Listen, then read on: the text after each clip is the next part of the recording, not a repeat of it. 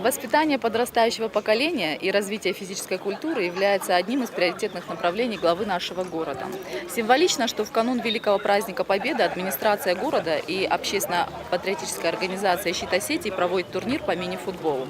Инициатива с воодушевлением была воспринята школьниками города, и в турнире приняли участие 250 учащихся школ города Владикавказа.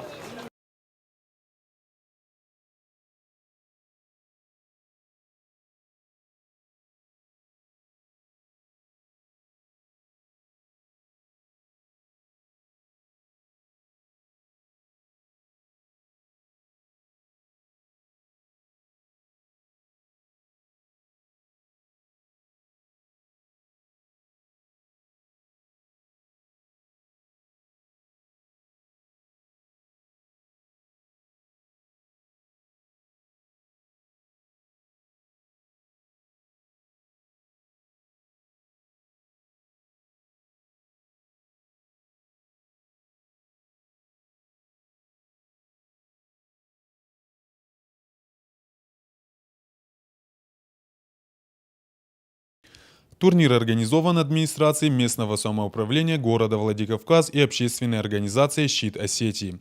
Идею поддержало не только руководство всех школ города, но и сами юные футболисты. Первый соревновательный день уже позади. Завтра на поле встретятся самые сильные команды.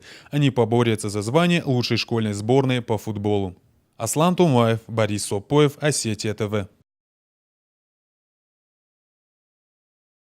Во Владикавказе стартовал турнир по мини-футболу. Его приурочили к празднованию 69-й годовщины Великой Победы. Соревнования, по словам организаторов, помогают воспитывать патриотический дух у подрастающего поколения.